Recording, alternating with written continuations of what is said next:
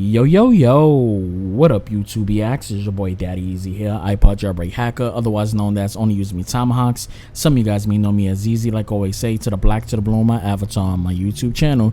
Yeah, buddy. So, right now I'm going to be talking about this keyboard right here, which is the SK61. I'm going to be talking about everything with this. I'm going to get down to the nitty, the gritty, the good, the bad. This was sent to me by the company, which is Epomaker. This, like I said, this is the SK61. I'm not being told what to say. I can give my honest opinion about it, and I'm not being told to say anything perfect about it. So we're going to get down to the nitty, the gritty, everything towards this keyboard, and tell you guys if it's worth it. This is a cop, if it's a drop, if it's worth getting, and let's go on like that. So we're gonna move my Ducky 1-2 Mini Frozen Llama out the way. This is the Mecha Mini right here. So let's just get this out the way. If y'all don't know, this is the Frozen Llama edition right here, Mecha Mini. Just get that to the side, and we're gonna pull this up right here.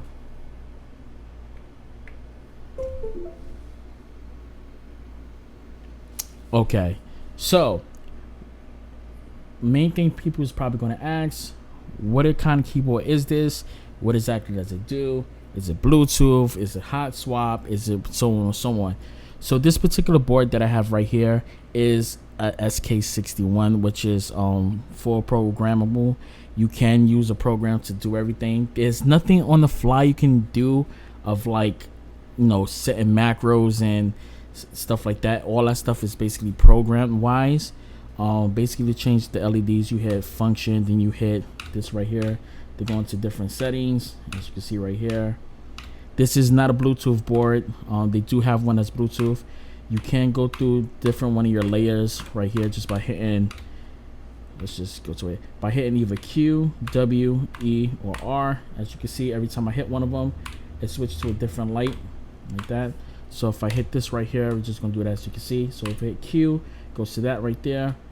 You go to this one, goes to that there, hit this one, hit that. Now if this was Bluetooth, Z, X, and C would be actual Bluetooth components, and to turn it off you would just basically hit function, I believe it was tab, for about 3 seconds to 5 seconds, and it'll actually turn the keyboard off. I can show you on one of my other keyboards that's actually like the same thing like this one.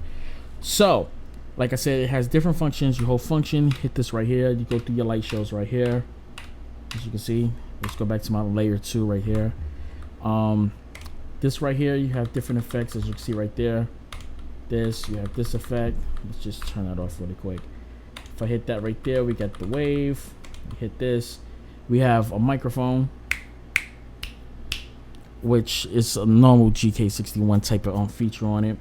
But only problem that I have with this keyboard in particular, which I'm going to get into that at a later time in the video. We'll talk about the pros and the cons and stuff like that. A lot of you guys is probably wondering, what are the keycaps? These are Dsa Keycaps. Each row has the same level of each row, so each keycap is the same, meaning you can take your top row into your middles, into your bottom rows, mix match them, and they're all gonna have the same level. Okay, so as I said, these are Dsa Keycaps. I do love Dsa Keycaps. There's no backlit on top of it. You kind of got to get used to Dsa Keycaps. A lot of people is not familiar with Dsa, but me, I do love backlit keycaps. I do have multiple keyboards that has backlit keycaps. Shine through is the other word, but in all honesty, I come to love Dsa caps. I come to really love Dsa caps, and I really dig them. It's just a learning curve to get used to how the keycaps basically is, because each row is flat and then all is a single row. which towards other keyboards and other keycaps and stuff, like mostly the keycaps, that everything is basically, you know, a layer down. So, you know, probably your top row is higher like that. But I do love these legends. I mean, the legends, the print-ons. Me personally, I never thought I would like print-on legends. I'm just so used to when other keyboards came out with shine through going through it. The last time I had basically a print-on legend has to be back in the day when we had the regular SA keycaps back in the Mac days and stuff like that, when you ain't really have shine through keyboards and, you know, things back in the day. But to be honest, you know, Dsa Keycaps looks beautiful with print-ons. The print-ons on the legends looks beautiful. I do love this. And the way how the LEDs just shine off on the back of it, it just makes the keyboard pop even more. It makes the keycaps pop even more. And basically to get used to the typing is way different. I was actually able to play a few games by doing this. Because the keycaps is flat, which is Dsa Keycaps, I found myself able to do things a little bit better because each row was the same. When I do play Fortnite and stuff like that, or like Call of Duty and stuff like that, I do have my fingers basically like this, and when I'm going, I'm basically doing things like this. So this is basically what I'm doing when I'm playing Fortnite.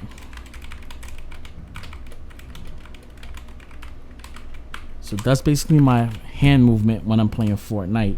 So when the keys is elevated, when I'm not looking at the keys and I'm playing like this, because some of the keys are higher, due towards the fact of OEMs, I sometimes overpress, or I might miss a key because I'm not used to it.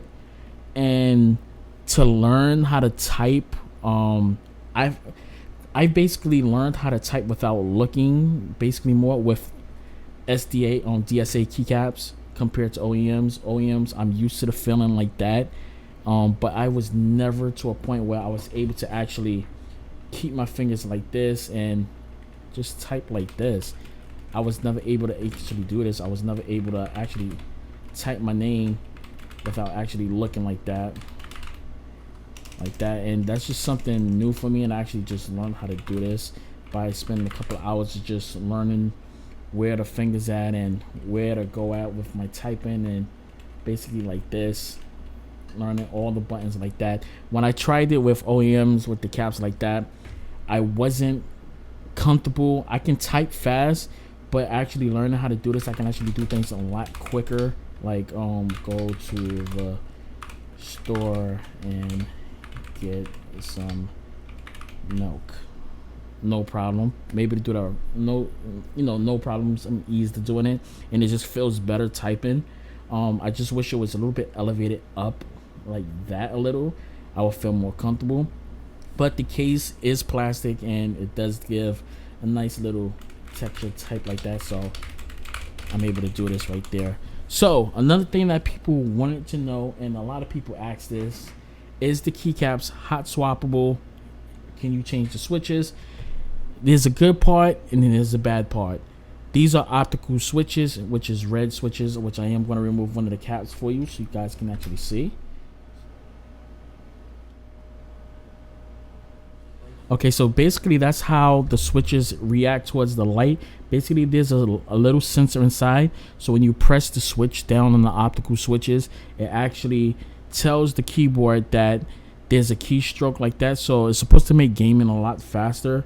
And so one of the questions that people do ask me is how does the keys and the switches sound. Now what I went about doing is I actually lubed up a couple of the switches, and I'm going to basically let you hear how each one of them sound. I'm going to tell you exactly which ones I lubed up. This right here, which is the shift, is the regular. The question mark switch is actually heavy lubed. The period one is actually middle lube with not a lot of lube in it. And this what is it, the hyphen comma whatever, I just can't think of the name at the time. This is lightly lubed, so I only took one stroke on the switch, and the casing, you know, everything like that. So I am going to give you guys a little sound test that you guys hear what it sounds like, and I'm going to actually put it up on the screen so you know which one is particular switch. All right, so let's do a fast sound test.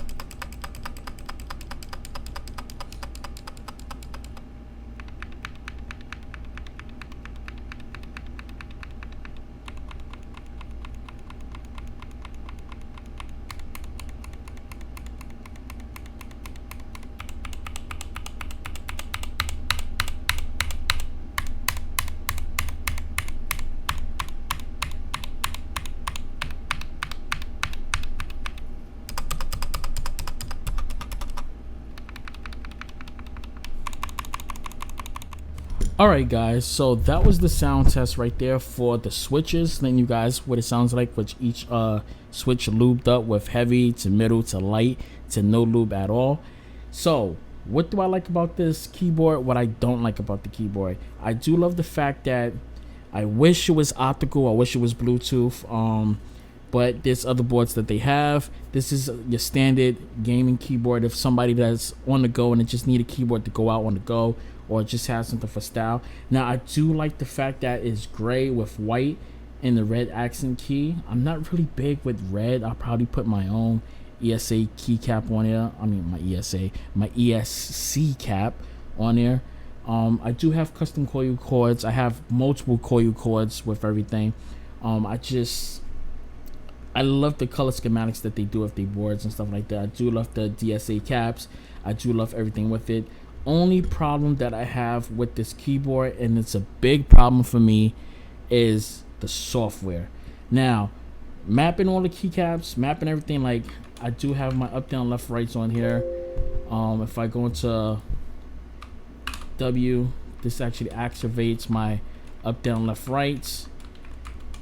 If I go back into this one, this also with it, how I actually programmed it. But if I go into Q, this actually, as you can hear that what's happening on my keyboard, on my computer, sorry, what you hear what's happening on my keyboard is actually pushing the sounds, letting you know that I changed the settings.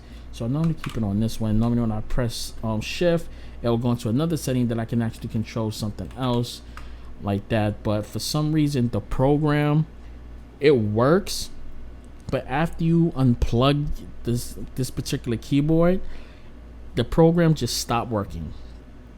I have no idea if it's the program or if it's the board itself, but that's the only problem that I have with this particular keyboard. Now this is the same keyboard as a SK61. They're all made by the same manufacturer.